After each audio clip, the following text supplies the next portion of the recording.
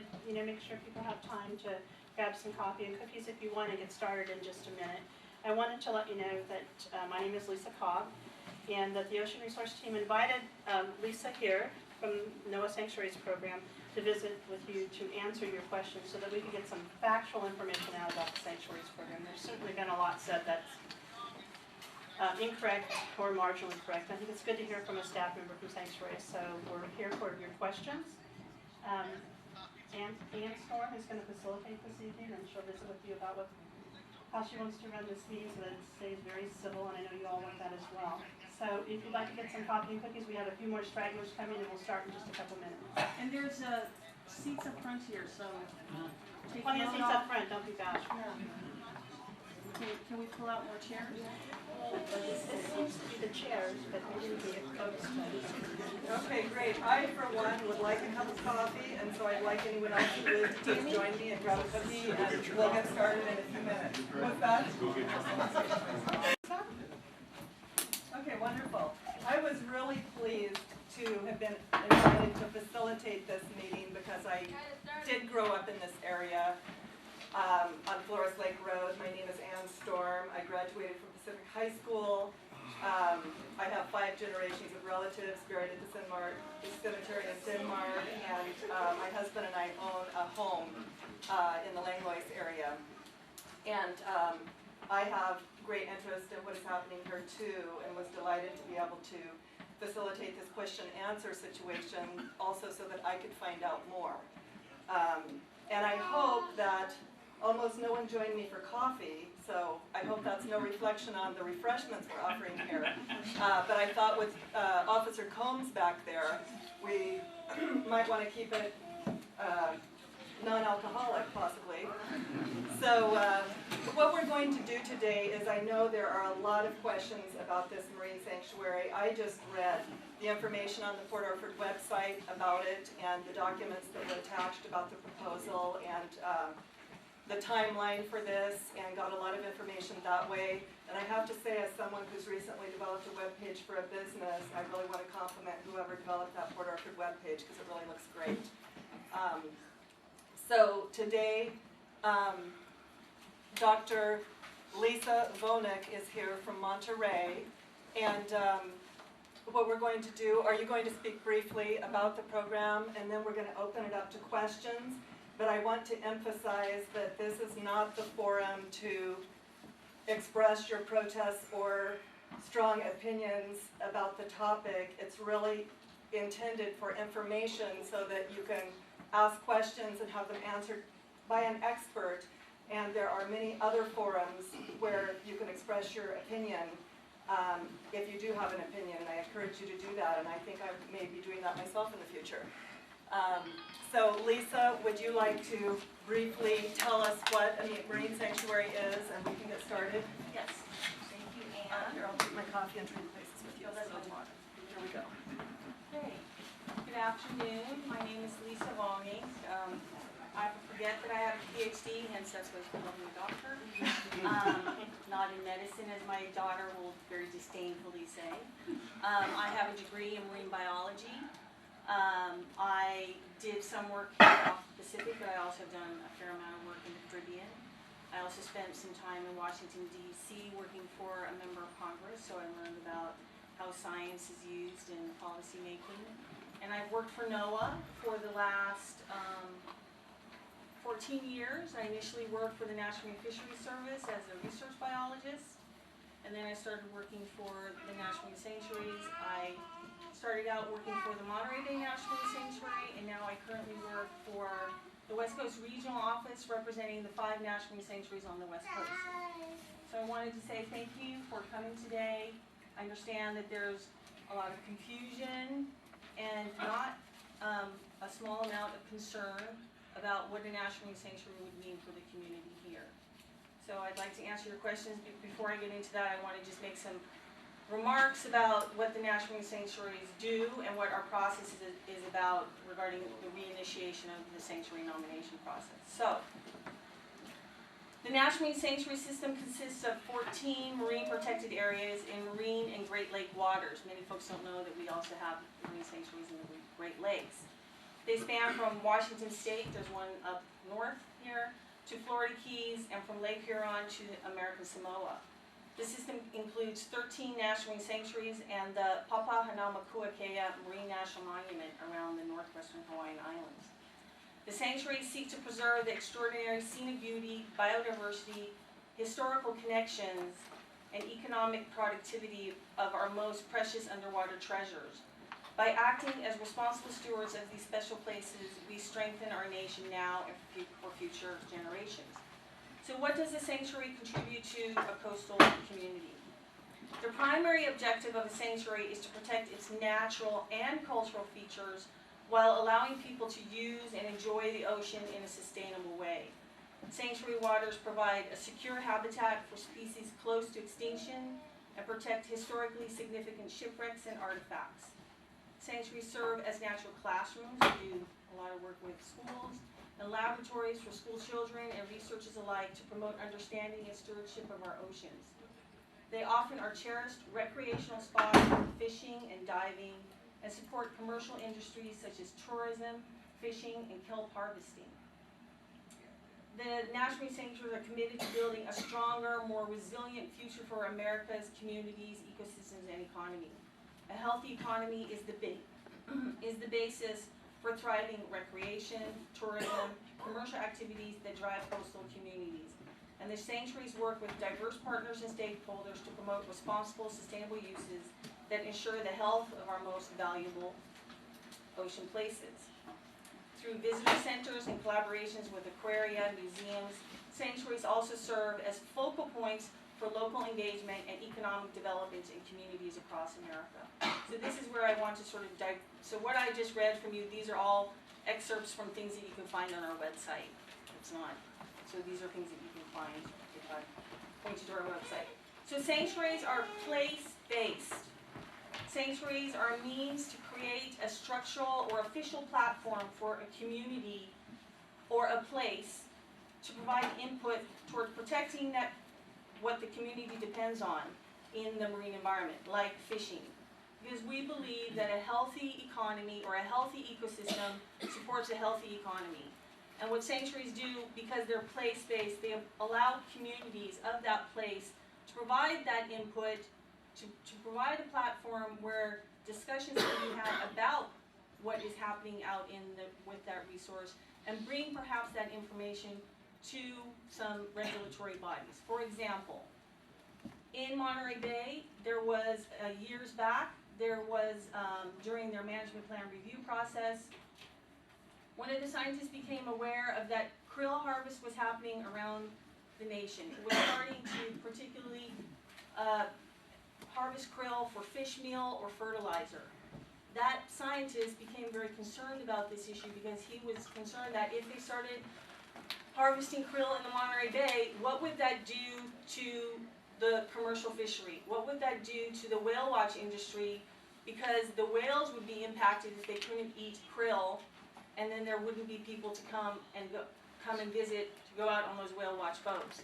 So what the sanctuary provides then is he brought that to the attention of the Monterey Bay Sanctuary Advisory Council, and they stood up a working group made up of fishermen, scientists, other managers from the state, from NIMS. I didn't sit on that working group then. And they looked at the issue to figure out what is going on. Is krill harvest really a potential that could happen? And they discovered that yes, there were people beginning to harvest krill. So they looked at options on what they could do, and they decided that what they should do is they should bring this issue to the Pacific Fishery Management Council and ask the Pacific Fishery Management Council to ban the harvest of krill within the boundaries of the National Marine Sanctuary, the Monterey Bay National Marine Sanctuary, only that sanctuary. The Pacific Fishery Management Council took up the request, brought it to their advisory bodies. Any of you who work with the council know that they have advisory bodies. They looked at the issue and they said, this actually makes sense. And not only does it make sense for the Monterey Bay National Marine Sanctuary, it makes sense for the entire coast. So the Pacific Fishery Management Council requested that NIMS put in a regulation to ban the harvest of krill for the entire coast. So that is an example of what sanctuaries does by working with a place and by working with that place, it potentially could also affect the entire ocean. So sanctuaries are supported by a network of dedicated and diverse people working to protect our ocean treasures. Across the nation, thousands of volunteers make sanctuary science and education programs possible. Community advisory groups provide input, and nonprofit partners build support for effective ocean management. We're also places to better understand the ocean environment through sanctuary scientists and their partners work to understand and predict natural and human-caused changes throughout the sanctuary system. From environmental monitoring to habitat mapping to socioeconomic research, science and exploration are essential to effective management of our special underwater places. We also do a lot of education and outreach, teaching our youth. Challenges facing the ocean today cross national and ethnic boundaries, and marine sanctuary service places where people can find common ground and discuss solutions. Sanctuary education and outreach efforts link communities through innovative programs and help spread awareness of the ocean's connections to all life. So just yesterday, I met with Ms. Nichols From the school district? from the school district to make her aware of a program that is administered by National Marine Sanctuaries. It doesn't just have to take place within a National Marine Sanctuary, called Ocean Guardians, and it's an opportunity for schools to apply for grants so that they can carry out school projects to make the children more aware of watershed issues or ocean issues. And they have projects like watershed restoration, reducing marine debris by adopting a beach and cleaning up the trash on the beach, things like that. And also preserving our heritage. Understanding our country's maritime landscape helps Americans become stewards of our shared history and culture, including exploration, immigration, and harvesting the ocean's bounty. Prehistoric sites, shipwrecks, naval battlefields, and other resources protected by sanctuaries are there for us to explore, discover, and appreciate. So that's what the sanctuaries are about. We have a lot of non-regulatory programs. We have some regulations. If there's any questions about that, I'd like to go into it. So right now, the sanctuary program has, for the last 20 years, has not had a process for communities to nominate a national marine sanctuary. In those 20 years, what the sanctuary program has done is they've matured the program. All sanctuary sites now have management plans. All sanctuaries have condition reports. All sanctuaries have sanctuary advisory councils. So we've built the capacity. But in the meantime, there still are communities around the nation that are saying, we want a sanctuary. When are you going to open up this nomination process? So we've reinitiated that process. Last summer, in June of 2013, we issued the proposed criteria and process for a nomination, and we received a lot of public input. Most of it was, or it was predominantly positive, and now we are in the process of clearing those final criteria and process, which will hopefully be published in the next month to 2 months. So that would be a nomination. Communities around the country can submit a nomination. We'll see if they fit the criteria, and then if they do, those nominations will be like candidates that will be on a list.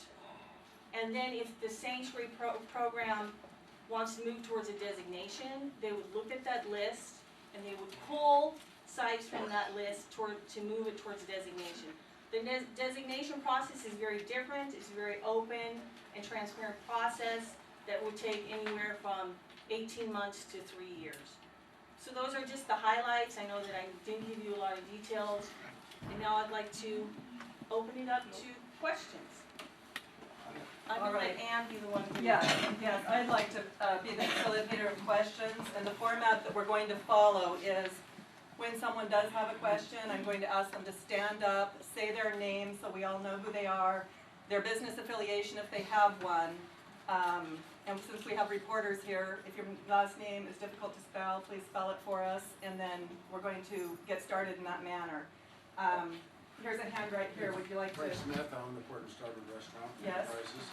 And I actually have 4 or 5 questions, but the first one is why was not this meeting published to the public and by invitation only?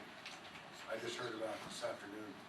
This was not an invitation-only meeting. The first thing I did was take the posters down to the dock, the hoist shack, to Hallmark, to NorCal, put it up at the bank, just all the usual postings that you do for a meeting. You're absolutely not correct about that. When It did was you not put them up? published. Was that up We to went to the board? Limbo's. Well, you're I very didn't see one in company, Limbo's.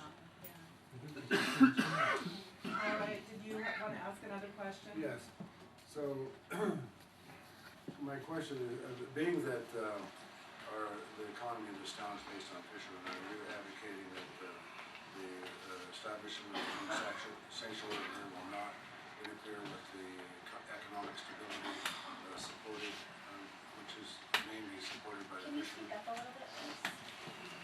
So his question was, could I, guarantee that we would not, regulate fishing, which is what the local economy depends upon? Was that your question? Yes. Okay, so, we have 5 national marine sanctuaries here on the west coast. Olympic Coast does not have any fishing regulations that have been implemented by the National Marine Sanctuary. There are fishing regulations within the Olympic Coast National Marine Sanctuary that were put in there by the Washington Department of Fish and Wildlife and by the National Marine Fisheries Service. I'm just gonna go down the coast. We also have, in Monterey, again, no fishing regulations under the National Marine Sanctuaries Act. Gulf of the Farallones, no regulations under the National Marine Sanctuaries Act. Same for Cordell Bank, same for Channel Islands. Channel Islands is different in that they have a network of marine reserves, just like you have the marine reserve here out here at Redfish Rocks. When that marine reserve, when the network of marine reserves was implemented by the state, California Department of Fish and Wildlife, then at the time Fish and Game, they implemented them as a network within the sanctuary, and they went out to the state boundary line, out to 3 nautical miles. Some of those sanctuaries, or reserves, also go out into federal waters. So what the Channel Islands management did is they went to the Fishery Management Council and they said, could you implement regulations here to prohibit fishing for the marine reserve in federal waters? The council said, sure, we'll do that. We have a groundfish fishery management plan, we have a coastal pelagic species management plan, we'll do that under those fishery management plans. They were moving forward with adopting regulations for those marine reserves. And then the attorneys looked at the basis of promulgating that regulation in the water column, and they said that the Magnuson-Stevens Act, which is the act that manages fisheries in federal waters, did not have a basis to manage fishing in the water column, to prohibit all fishing in the water column.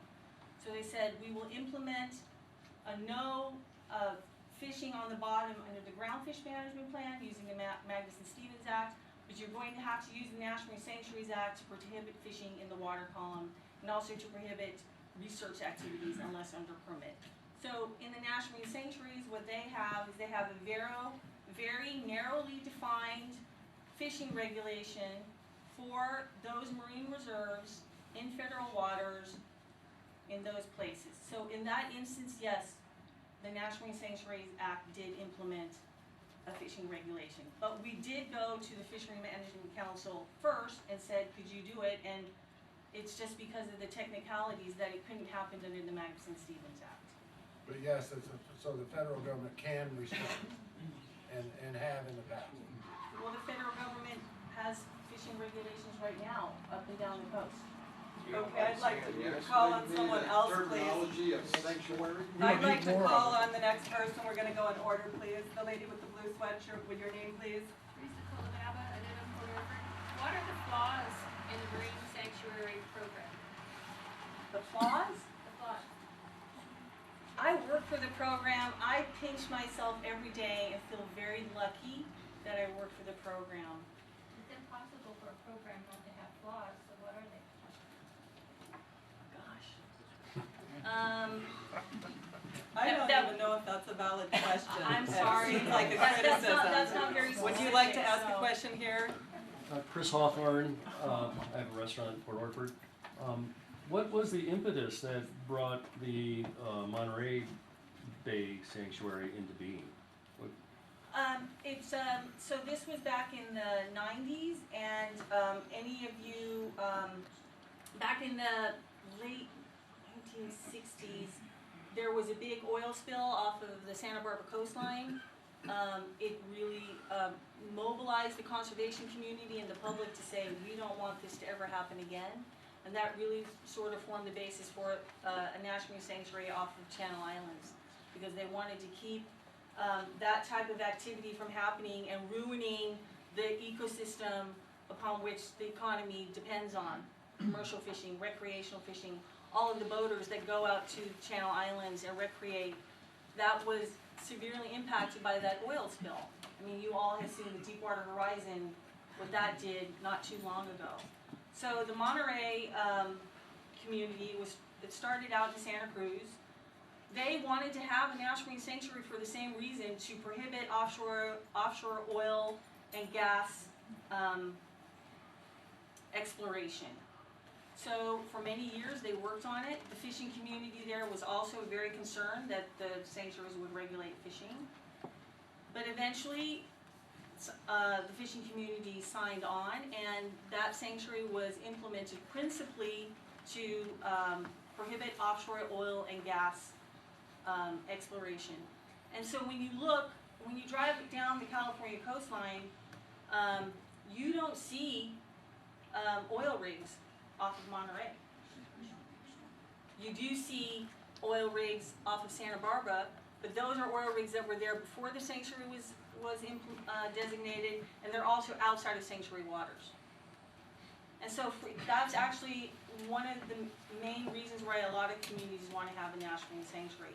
Other than some of them want to have a national marine sanctuary because they wanted to protect their shipwrecks, and they're trying to, in Alpena, Michigan, they really wanted a sanctuary to help sort of jumpstart some economic development in their area. All right, the gentleman there, the glasses. On your- Hi, I met you yesterday. I'm Don Chance from Laurel Grove. Don Chance? Yeah, a couple years back, we had a very exhaustive process on the Oregon coast over the marine sanctuary issue. We did a lot of public meetings, and a lot of people here attended them, and our governor said he would comply and support the decisions of the local communities. All of the local communities in mass said no to marine sanctuaries, including the Port of Charleston. I think most of the ports have said no to it. The current port has said no to a marine sanctuary. I believe the city council Excuse has me, passed is a this resolution. question? My point and my question is, how many times do we have to say no before you guys hear the no that we're saying to the sanctuary? Thank you, because that was my question too. And can I respond? Yeah, we said no to our legislative process locally and all the way to the state. No means no. I hear that you're saying no. Now that I'm here, I'm hearing it from a lot of folks. I'm actually also hearing from some folks that they want these questions to be answered. They have questions, and they still want to explore what a sanctuary nomination would be about. So I do, and I'm not going to ask these people who are sitting here in the room to self-identify themselves, but I was invited here to provide a question and answer session, and so that's why I'm. And the report that you're going to make, I want you to make sure that you note in there the many no's, and that a copy of that report goes to our ports, each port that asks for it, each city government, I'm and sorry, you guys we're here can to write answer a letter and questions. That was say made clear up no. He's front. got a valid point. These are valid I points. agree. But this is No, not the forum to No make these means points. no. This intention of this No meeting means is no. to provide information No means about the no. program. Okay, sir, let them speak, would you please? That's why we're here. If we can just make sure we keep this like we're supposed to, it'll be okay. We're not gonna get off into a shouting match, please. Okay? The Thank you. gentleman there with the hand raised. You? Me? Yes. Firstly, I am against the sanctuary. Can you as stand Linda- up and as tell a- us your name, Me, please? Brandon Hathaway, Curly, the coffee guy. Hey, Curly. It's pretty widely known that I don't want a sanctuary, but I'm one of the people who does want to hear the answers to the questions. Because it's not so much a question, I guess, is I'd really like to not have the disruptive atmosphere, but there are some tough questions that have to get asked and have to get directed answers. A question that I just came up with a minute ago is, you said that the criteria for locations being nominated are incomplete, correct? They're in draft form. They're in draft form, they're incomplete. The question I have is, are those criteria being defined by a body, or are they being defined by the nominations received? In other words, are you picking from the pool of nominations to decide what the criteria are, or are the criteria being set out ahead of time? So, let me explain it again. We issued proposed criteria and proposed process for the nomination. So these would be criteria that a nomination would have to adhere to before they could move forward to be a nomination. Those proposed criteria and the proposed process was published in June. We received a lot of public comments. We now have considered them, and we now have finalized them, but they're now in clearance within NOAA, and they will be published within a month to 2 months. And any community that would then provide a nomination would have to have them adhere to those final criteria in the final process. So they're almost ready. Thank you. All right, a question from the lady here. Hi, my name's Kate and I own Tasty Kate's in town. And my business is new, just a year, so I don't know Port Orford that well. And I understand that there's fear from the fishermen, I get that. But what I'd like to know, because my business is gonna stay here, I just purchased a place to move it to. What benefit to my business and the other businesses in town will the sanctuary provide? Because I think something positive should come out of what you're talking about. So I'd just like to know how it's gonna help economically. Right.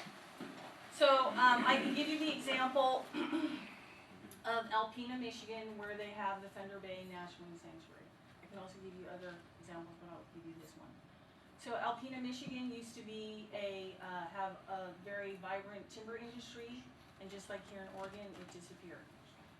The community, the town of Alpena was economically depressed.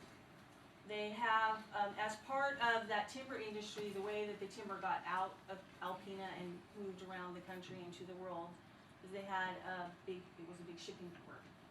And having a shipping port and being on the Great Lakes where there are big storms, a lot of those ships sank. And there are some shipwrecks there that date back more than a century, but also some more recent ones. So as a national marine sanctuary, we also protect cultural heritage and shipwrecks. So a national marine sanctuary was designated there principally to protect and better understand those shipwrecks. And anybody who dives, it's fun to go diving, but it's really a lot of fun to dive on a shipwreck. So having the national marine sanctuary there has really drawn a lot of divers, tourists, and visitors to the area that now stay in hotels, eat in coffee shops, eat in restaurants. The sanctuary helped support the purchase of a hyperbaric chamber that now is in the hospital in Alpena, so that the divers that come to that area now in much higher numbers, that if there were, and just think about probabilities, if you have more divers, there's a higher probability that one of them will have an accident. So there is now a hyperbaric chamber in close proximity to where a lot of the diving activity takes place. They also helped support the construction of a glass bottom boat, so that now visitors who don't want to dive, we're not all divers. I used to dive all the time, but I don't really want to put on that thick wetsuit and it's too cold. So I would want to go on the glass bottom boat tour.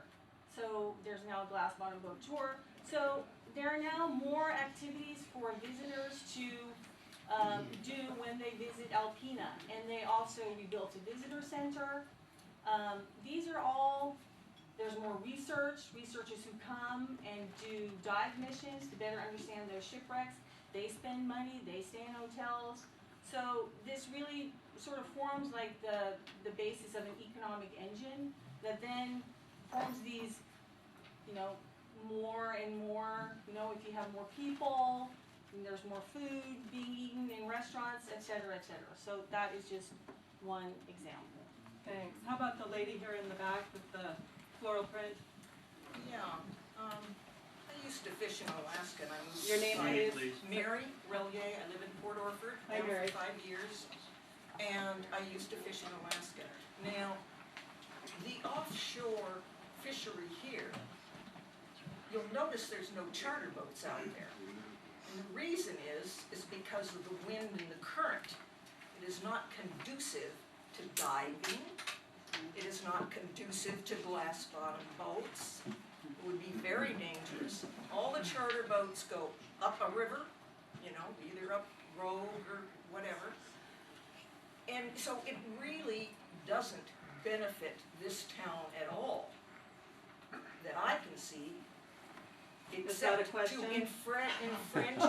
Yeah, well, it's gonna turn into a question. Okay, what is So your question? what benefits could happen here in Port Orford besides disenfranchising the local fishermen?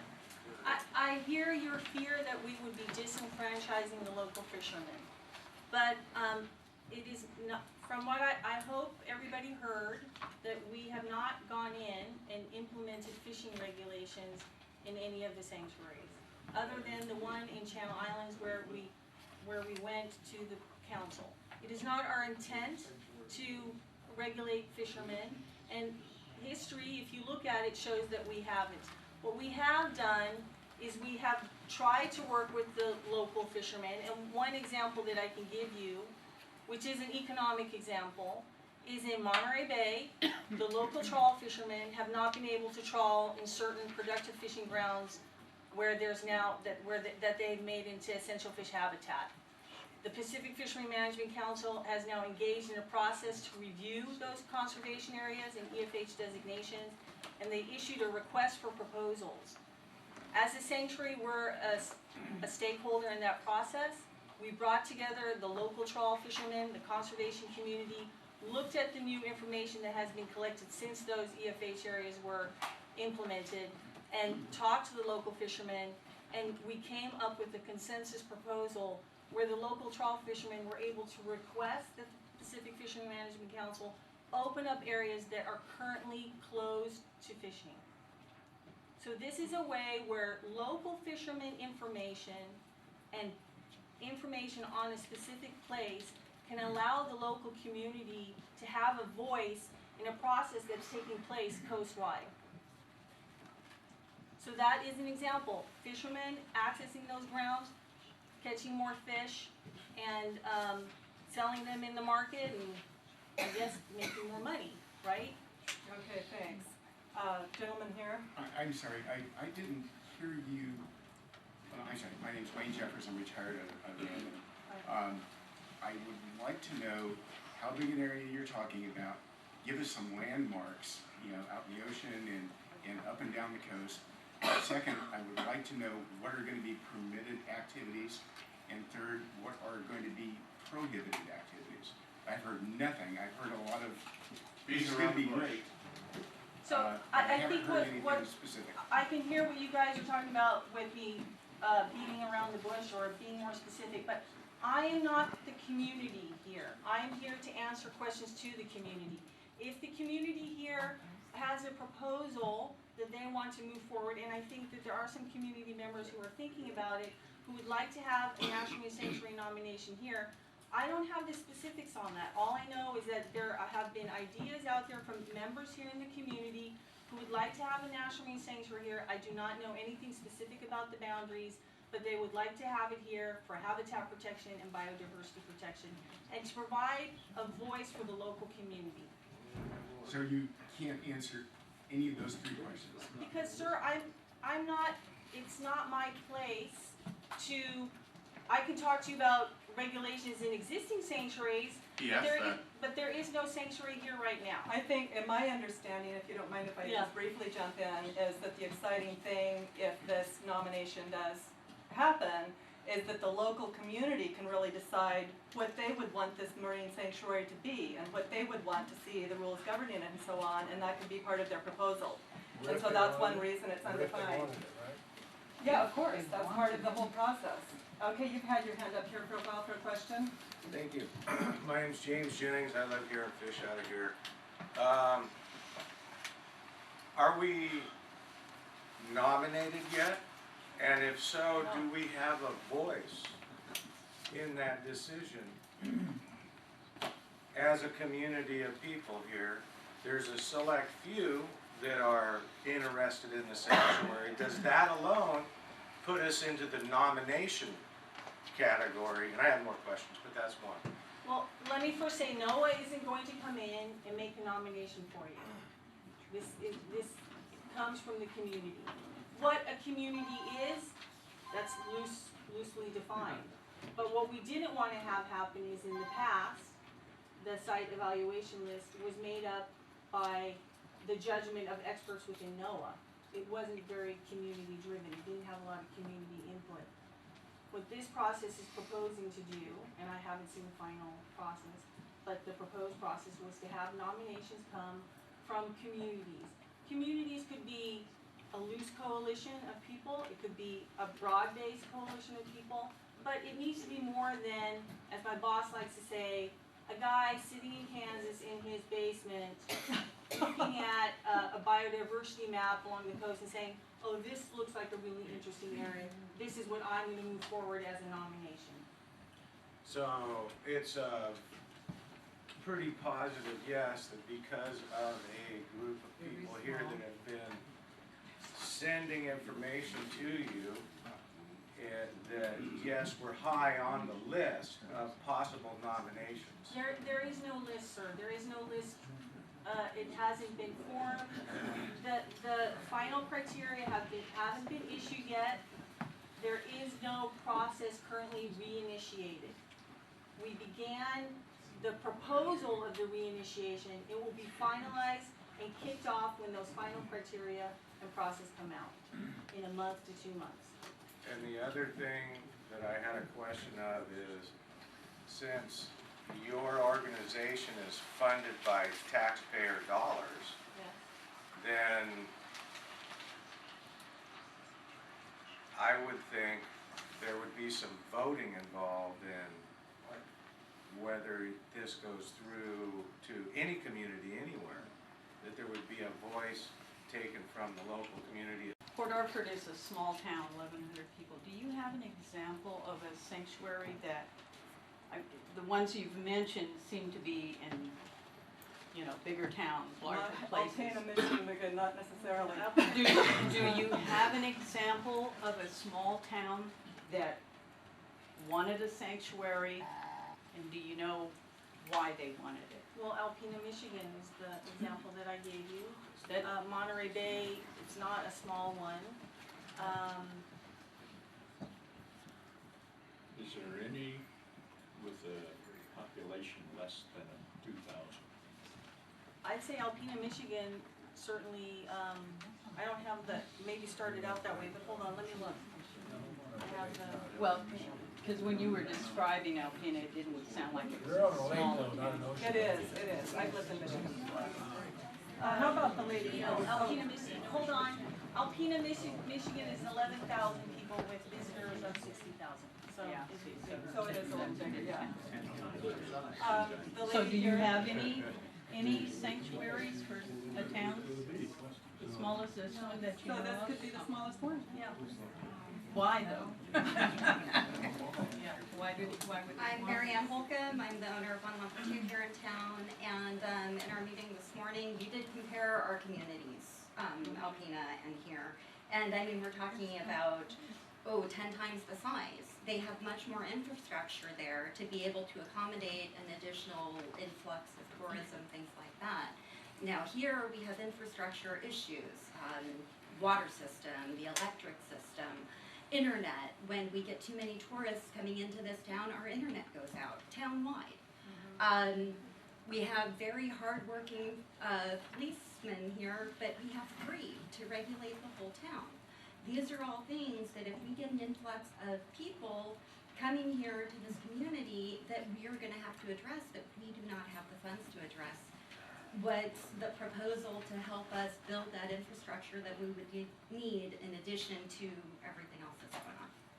Well, I imagine that what happens in Alpena, Michigan didn't happen overnight, and that I imagine as communities revitalize themselves, that there is an economic plan, that the sanctuary participates in that plan as a partner, and that you know, all of those things get developed hand in hand, and that the sanctuary would want to partner with the community, any community, to make sure that the infrastructure is in place to help support the community, and to also help support the sanctuary. The sanctuary needs the same infrastructure, correct? Right, but when you have a place of, you know, 11,000 people, you have infrastructure already. It's like comparing Coos Bay, I think, to us. I mean, that's a huge difference. We don't have stores, we don't have other things. Those are all, and I understand that things develop over time. And that's what happened with Alpena. Alpena, the Thunder Bay was implemented in 2000. From what I understood, Alpena, Michigan also had many storefronts that were closed. It was a town that had existing economic vitality, but that went away. So when the sanctuary came in, it helped jumpstart some of that, and the sanctuary really is focused on protecting the sanctuary, and really is interested in working with the community to help ensure that the community can also connect with the sanctuary in a meaningful way to protect the sanctuary, but also to connect with the sanctuary in a way that helps their economy. That's the best that I can say. So let me just, I now have a good example. For example, we have regulations that are geared towards water quality. And we do not want to have the discharge of oily bilge water. In Monterey, the harbors did not have pump out stations for oily bilge water. So the things that we did is we worked with those harbors to secure funding so that pump out stations could be installed in all 4 harbors. And we also developed signage, and we committed to a very active and vigorous outreach campaign to the boating community, not just fishermen, but the entire boating community, so that they could use those pump out facilities in a responsible way and not pump it out into the sanctuary and degrade the water quality. So that's an example of where we improve the infrastructure to help the sanctuary function better. Does that help? I can also guarantee that if we get even a handful more top-notch research scientists here in the area, they will need far better internet service than I get at my home in Langlois, and would have every interest in helping us upgrade that. And I personally don't like staying in a hotel where I don't get good internet service, so that would benefit the entire area. So I wanted to call on the gentleman in the back next. Thank you, and Lisa, thank you for coming down into our community, and Hi. coming up and answering questions. I'm David Brocksmith, the Vice Chair of Curry County Board of Commissioners, and so I will get to my question, but first I wanted to talk about the correlation between the Thunder Bay, as we discussed some things this morning in the Redfish Rocks Community Team meeting. I appreciate the correlation, but I don't know that it really helps us understand, because as that was not really a fishing port, but more of a port of access for logging and timber industry that has gone away, this is more of a fishing port, and all our ports that utilize the waters that we're talking about where the sanctuary is.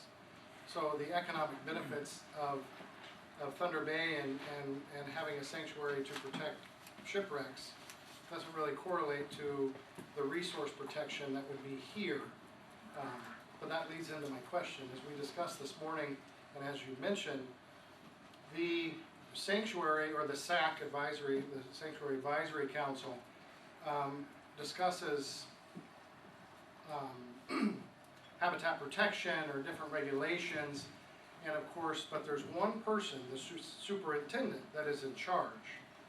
And they don't necessarily make regulatory changes, but as we discussed this morning, the superintendent recommends to the Pacific Fishery Management Council, who then that organization makes the regulatory changes, is that correct? Is that your question? Correct. Yes, if the council decides that it's a reasonable request, then they will take it up. During any of the sanctuary nominations or designations that have happened, the the Pacific Fishery Management Council had the opportunity to implement special regulations in the sanctuary to help better manage the sanctuary. And the council has never taken up that opportunity. All right, the guy in the yellow shirt, please.